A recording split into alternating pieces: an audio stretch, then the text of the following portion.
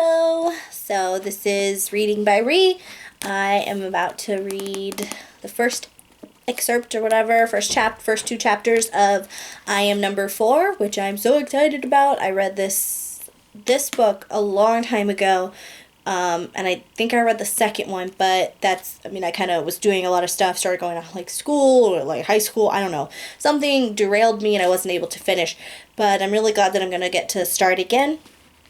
I'm trying to keep my videos within like 20 minutes, so we'll see if I can do that. It's still a learning curve right now. But I love reading so much, so I'm going to be reading 3 books at once.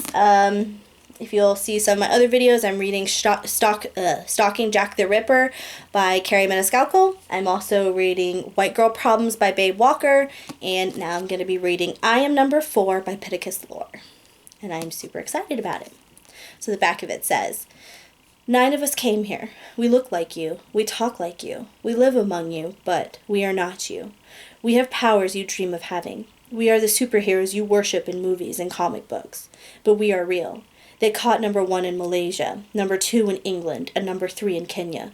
They killed them all. I am number 4. I am next. Okay. Alrighty. This was a really cute little opener that it has. The events in this book are real.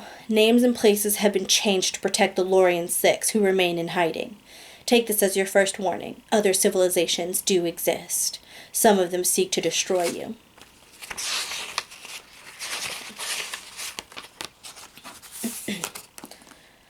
The door starts shaking. It's a flimsy thing made of bamboo shoots held together with tattered lengths of twine. The shake is subtle and stops almost immediately.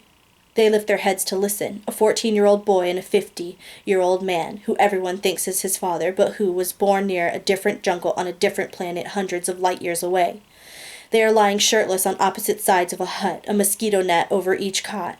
They hear a distant crash, like the sound of an animal breaking the branch of a tree, but in this case it sounds like the entire tree has been broken. "What was that?" the boy asks. "Shh," the man replies. They hear the chirp of insects, nothing more. The man brings his legs over the side of the cot when the shake starts again. A longer, firmer shake, and another crash. This time, closer. The man gets to his feet and walks slowly to the door. Silence. The man takes a deep breath as he inches his hand to the latch. The boy sits up. "No," the man whispers. In that instant, the blade of a sword, long and gleaming, made of a shining white metal that is not found on earth, comes through the door and sinks deeply into the man's chest. It protrudes 6 inches out through his back and is quickly pulled free. The man grunts. The boy gasps. The man takes a single breath and utters one word. "Run." He falls lifeless to the floor. The boy leaps from the cot, bursts through the rear wall. He doesn't bother with the door or a window. He literally runs through the wall, which breaks apart as if it's paper, though it's been made of strong, hard African mahogany. He tears into the Congo night, leaps over trees, sprints at a speed somewhere around 60 miles per hour. His sight and hearing are beyond human. He dodges trees, rips through snarled vines, leaps small streams with a single step. Heavy footsteps are close behind him, getting closer every second. His pursuers also have gifts. They have something with them, something he has only heard hints of, something he never believed he would see on Earth. The crashing nears. The boy hears a low, intense roar. He knows whatever is behind him is picking up speed. He sees a break in the jungle up ahead. When he reaches it, he sees a huge ravine, 300 feet across and 300 feet down, with a river at the bottom.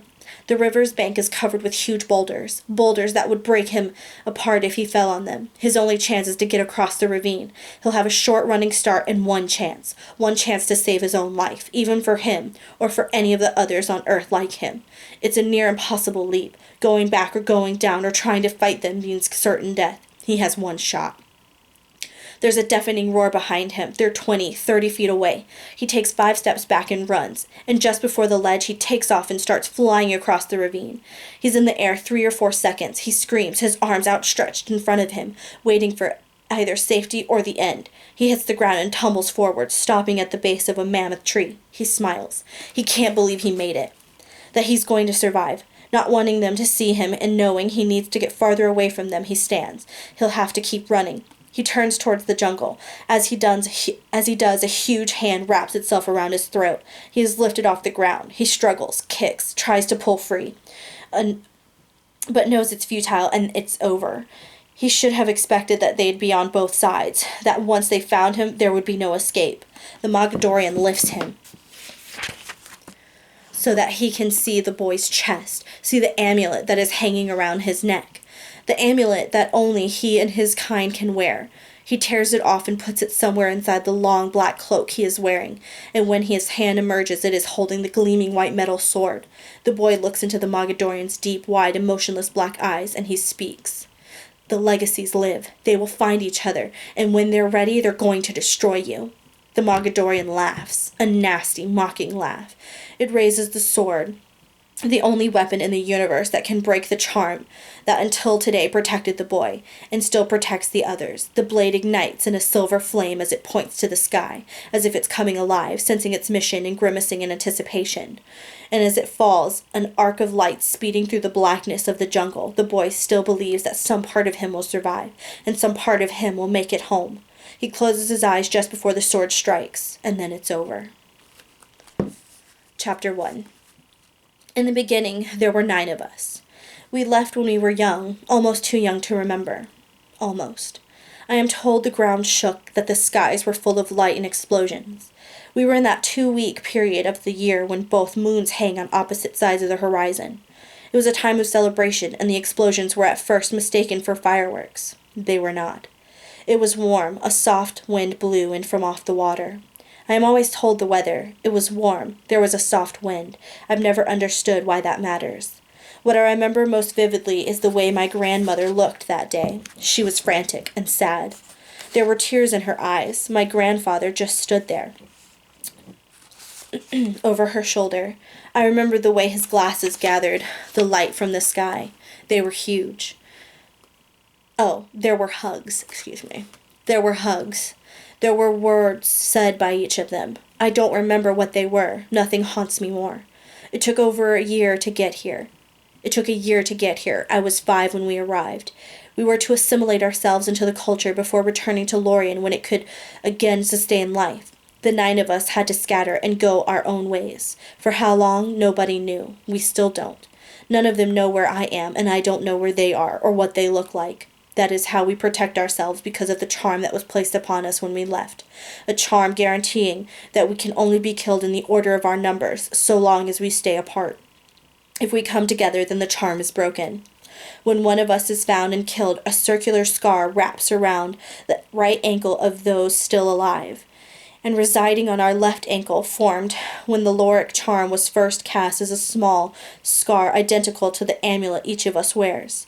The circular scars are another part of the charm, a warning system so that we know where we stand with each other and so that we know when they'll be coming for us next. The first scar came when I was 9 years old. It woke me from my sleep, burning itself into my flesh. We were living in Arizona in a small border town near Mexico.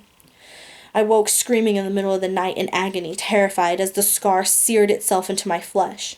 It was the first sign that the Mogadorians had finally found us on Earth, and the first sign that we were in danger. Until the scar showed up, I had almost convinced myself that my memories were wrong, that what Henry had told me was wrong. I wanted to be a normal kid living a normal life, but I knew then, beyond any doubt or discussion, that I wasn't.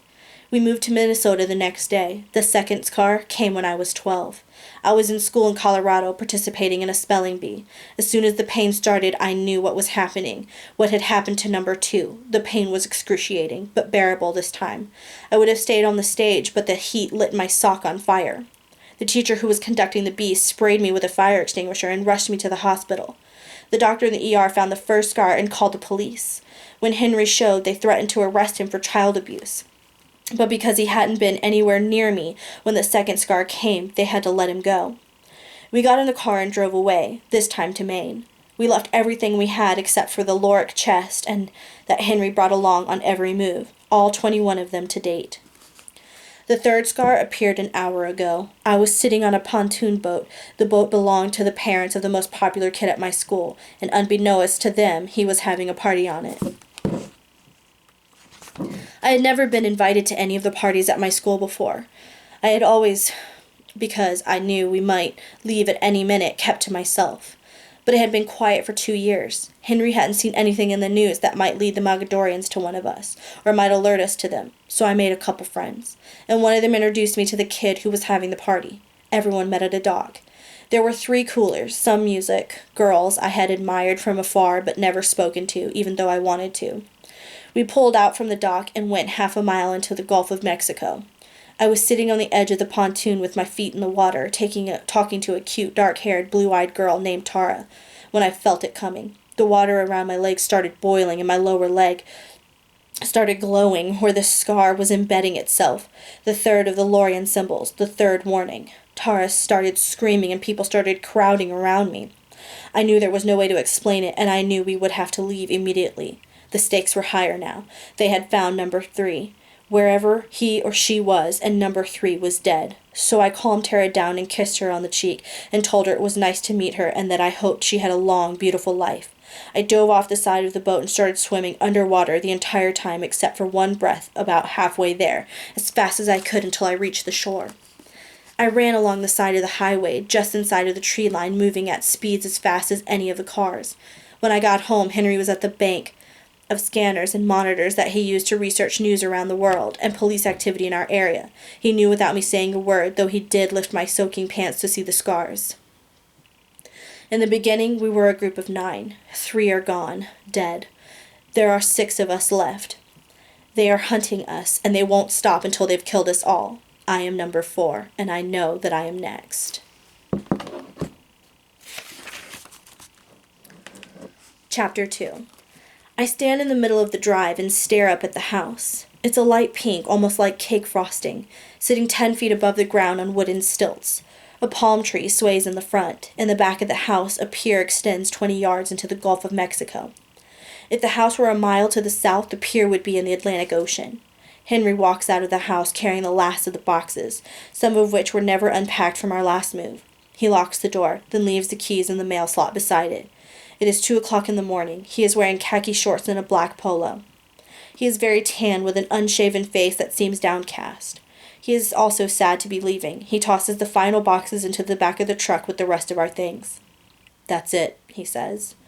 I nod. We stand and we stare up at the house and listen to the wind come through the palm fronds. I am holding a bag of celery in my hand. "I'll miss this place," I say, "even more than the others." "Me too." "Time for the burn?" "Yes. You want to do it, or you want me to?" "I'll do it." Henry pulls out his wallet and drops it on the ground. I pull out mine and do the same. He walks to our truck and comes back with passports, birth certificates, social security cards, checkbooks, credit cards, and bank cards, and drops them on the ground. All of the documents and materials related to our identities here, all of them forged and manufactured. I grab from the truck a small gas can we keep for emergencies. I pour the gas over the small pile. My current name is Daniel Jones. My story is that I grew up in California and moved here because of my dad's job as a computer programmer. Daniel Jones is about to disappear. I light a match and drop it, and the pile ignites. Another one of my lives gone. As we always do, Henry and I stand and watch the fire. "Bye, Daniel," I think. "It was nice knowing you." When the fire burns down, Henry looks over at me. "We gotta go." "I know." These islands were never safe. They're too hard to leave quickly, too hard to escape from. It was foolish of us to come here. I nod. He is right, and I know it. But I'm still reluctant to leave. We came here because I wanted to, and for the first time, Henry let me choose where we were going. We've been here 9 months, and it's the longest we have stayed in any one place since leaving Lorien. I'll miss the sun and the warmth. I'll miss the gecko that watched from the wall each morning as I ate breakfast. Though there are literally millions of geckos in South Florida, I swear this one follows me to school and seems to be wherever I am. I'll miss the thunderstorms that seem to come from out of nowhere, the way everything is still and quiet in the early morning hours before the terns arrive. I'll miss the dolphins that sometimes feed when the sun sets. I'll even miss the smell of sulfur from the rotting seaweed at the base of the shore, the way that it fills the house and penetrates our dreams while we sleep. "Get rid of the celery and I'll wait in the truck," Henry says. Then it's time. I enter a thicket of trees off to the right of the truck. There are 3 key deer already waiting. I dump the bag of celery out at their feet and crouch down and pet each of them in turn. They allow me to, having long gotten over their skittishness. One of them raises his head and looks at me, dark, blank eyes staring back. It almost feels as though he passes something to me. A shudder runs up my spine. He drops his head and continues eating. Good luck, little friends, I say, and walk to the truck and climb into the passenger seat. We watch the house grow smaller in the side mirror until Henry pulls onto the main road and the house disappears. It's a Saturday. I wonder what's happening at the party without me, what they're saying about the way that I left and what they'll say on Monday when I'm not at school. I wish I could have said goodbye. I'll never see anyone I knew here ever again. I'll never speak to any of them, and they'll never know what I am or why I left. After a few months, or maybe a few weeks, none of them will probably ever think of me again. Before we get on the highway, Henry pulls over to gas up the truck. As he works the pump, I start looking through an atlas he keeps on the middle of the seat. We've had the atlas since we arrived on this planet. It has lines drawn to and from every place we've ever lived. At this point, there are lines crisscrossing all of the United States. We know we should get rid of it, but it's really the one and only piece of our life together that we have. Normal people have photos and videos and journals. We have the atlas. Picking it up and looking through it, I can see Henry has drawn a new line from Florida to Ohio. When I think of Ohio, I think of cows and corn and nice people. I know the license plate says the heart of it all. What all is, I don't know, but I guess I'll find out. Henry gets back into the truck. He has bought a couple of sodas and a bag of chips. He pulls away and starts heading toward US 1, which will take us north. He reaches for the atlas. Do you think there are people in Ohio? I joke. He chuckles. I would imagine there are a few, and we might even get lucky and find cars and a TV there too. I nod. Maybe it won't be as bad as I think. What do you think of the name John Smith? Oh, no. What do you think of the name John Smith, I ask. Is that what you've settled on? I think so, I say. I've never been a John before, or a Smith. It doesn't get any more common than that. I would say it's a pleasure to meet you, Mr. Smith. I smile. Yeah, I think I like John Smith. I'll create your forms when we stop. A mile later, we are off the island and cruising across the bridge. The waters pass below. They're calm, and the moonlight is shimmering on the small waves, creating dapples of white in the crests. On the right is the ocean, on the left is the Gulf. It is, in essence, the same water, but with two different names. I have the urge to cry, but I don't. It's not that I'm necessarily sad to leave Florida, but I'm tired of running. I'm tired of dreaming up a new name every 6 months. Tired of new houses, new schools. I wonder if it'll ever be possible for us to stop. Okay, so that is the end of chapter 2 for I Am Number 4 by Pittacus Lore. This is a wonderful book. I hope that you will continue on with me as I go forward in the reading. I think going forward, just depending on how small the chapters are, if they're really little, I'll do 2 like I did today. If they're bigger, I'll do 1. Hopefully I'm going to keep the videos within 20 minutes. I think that's actually probably a really good time. I hope that if any of you watch or see this and feel like commenting or subscribing, that you'll do so and let me know how I'm doing, what I could do to make the video better. Maybe reading isn't like the greatest thing for people to watch on YouTube, but I really enjoy it. My family really enjoys it. My friends do, and I am doing this ultimately for us. So if there's other people with passion for reading, or if you guys just want ideas of really great books to read, at least you have kind of like a way of listening, or if you just don't have the time to read for yourself, you can just listen to these videos and, hopefully you'll laugh along with me or get excited, just depending on what's happening in the book.